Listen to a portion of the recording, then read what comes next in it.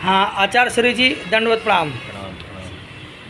आज कलयुग में आजकल अनाचार, व्यभिचार, दुराचार, बेईमानी, छल कपट, धोखा, ये सब क्यों हो रहा है? सब लोग कह रहे हैं कलयुग का प्रभाव है, कलयुग का प्रभाव है। तो क्या मनुष्य का कोई प्रभाव ही नहीं है? हाँ, तो ज़रा इस पर प्रकाश डालिए, कलयुग की परिभाषा क्या है? देखिए, सबसे प्रथम बात है जो युग कोई खराब नहीं होता है। गोस्वामी तुलसीदास जी बाबा तो इतना तक कह दिए हैं, कलयुग समझ आन नहीं जो नर कर विश्वास। अगर कलयुग में केवल आप भगवान का नाम लेते हैं नित्य प्रतिदिन, तो उससे भी आपका कल्याण हो जाएगा। वैसे तो स्कंद पुराण रेवा खंड में नारद और भगवान का संवाद हुआ है, नारद जी और भगवान का संवाद हुआ है। उन्होंने कलयुग के बारे में लिखे हैं, जो वेद विद्या विहीनाश्च, तो कलयुग में मनुष्य वेद और विद्या से विहीन हो जाएंगे। और जब वेद और विद्या से मनुष्य विहीन हो जाएंगे तो कथं भवी, कथा कहाँ होगी, सत्संग कहाँ होगी, कहा और क्या सब होगा कलयुग में? तो निर्धनास्य भविष्यन्ति। कलयुग में मनुष्य को इतना अधिकता हो जाएगी धन के लिए, जो अपने आप को सब निर्धन साबित करने के पीछे रहेगा। धन रहते हुए भी मनुष्य अपने आप को निर्धनता साबित करने के पीछे रहेगा। हाँ, और क्या होगा कलयुग में? तो कहते हैं जो आदमी सब कुछ करना चाहेगा, लेकिन वो भगवान के प्रति अपना समय नहीं देना चाहेगा, और उस सब कुछ में खर्च करेगा, लेकिन पूजा पाठ, तर्पण, हवन, यज्ञादि में चाहेगा जो हमें मनोवांछित फल प्राप्त हो जाए, लेकिन हमारा समय नहीं बर्बाद हो और नहीं पैसा बर्बाद हो। तो ये व्यास जी लिखते हैं स्कंद पुराण में, स्वल्प अल्प वित्तश्च अल्पकालश्च सत्तमः। मनुष्य क्या भावना हो जाएगा कलयुग में? स्वल्प अल्प वित्तश्च अल्पकालश्च सत्तमः। कहते हैं मनुष्य चाहेगा जो हमारा पूरा इच्छा कामना पूरा हो जाए, मनोवांछित फल प्राप्त हो जाए, और स्वल्प बहुत कम समय में, और वित्त पैसा भी खर्च नहीं होना चाहिए, भगवान के लिए सुंदर वस्तु भी नहीं होना चाहिए, कामना सारा सिद्ध हो जाना चाहिए। ये इस तरह से कलयुग की विडंबनाएं हैं।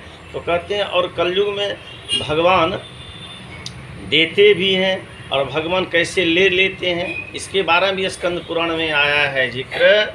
जो भगवान नारद जी ने प्रश्न किया भगवान से, तो भगवान कहते हैं, सुनो नारद, आदि व्याधि समायुक्ता छित पिपासा प्रपीड़िता अनचिंता परो भूत्वा। कहते हैं कि हे नारद, कलयुग में पिपासाएं अधिक बढ़ जाएगी, छित पिपासा और प्रपीड़ा, अनेक तरह के रोग बढ़ जाएंगे, क्योंकि खान पान दूषित हो जाएगा। इसके चलते क्या होगा? तो अनेक तरह की पीड़ा बढ़ जाएंगे, रोग बढ़ जाएंगे। प्रासाध्य रोग जब बढ़ जाएगा तो उसका साधना करेगा तो किस प्रकार से इस रोग से बचा जाए। और फिर क्या होगा? तो प्रलयं सर्वे गमिष्यन्ति, सभी आदमी प्रलय की ओर जाएगा, प्रलय की ओर जाएगा। और निर्धनास्व ने पहले ही जिक्र किया, सभी आदमी अपने आप को धन के लिए निर्धन ही साबित करेगा। और क्या होगा? कहते हैं आदि व्याधि, सभी व्याधियों से युक्त रहेगा महाराज। और इस तरह से कलयुग के बारे में भगवान और नारद में बहुत अच्छा संवाद हुआ है। और कहते हैं ये दुर्जनों की वृद्धि हो जाएगी। क्यों वृद्धि होगी? तो माँ नहीं वेद पिता नहीं धर्म, वेद को नहीं मानेगा, धर्म को नहीं मानेगा।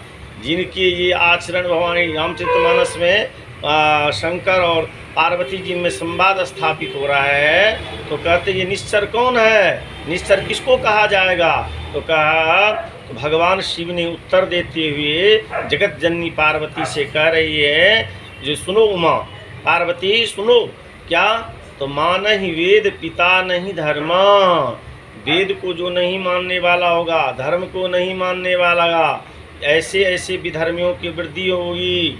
और ते जाने निश्चर सब प्राणी, और उसी को निश्चर समझना चाहिए, फल समझना चाहिए। कहते हैं इस तरह से कलयुग की बहुत सारी विडंबनाओं के बारे में भगवान नारद और भगवान में ये संवाद स्थापित हुआ है। इस कलिकाल में बचने के लिए सुगम तरीका है जो अपने धर्म का पालन करना चाहिए।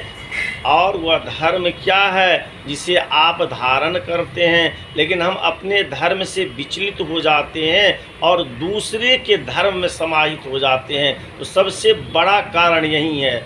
आज सोमवार है तो शिव जी का पूजा कर लिए, कल मंगलवार है तो बजरंगबली का पूजा कर लिए, कल बुधवार है तो गणपति जी का पूजा कर लिए। इस तरह से हम लोग पूजा पाठ चलो ठीक है करते हैं, सब देवता के जहाँ जहाँ करते हैं, लेकिन धर्म से कभी अलग नहीं होना चाहिए। यदि कलयुग में धर्म से हम विचलित हो जाएंगे तो हमें कष्ट भोगना ही पड़ेगा। अत्याचार, अनाचार, व्यभिचार बढ़ेगा ही बढ़ेगा। इसलिए सावधानी पूर्वक हमें धर्म का आचरण करना चाहिए। बहुत बहुत धन्यवाद, धन्यवाद आपको।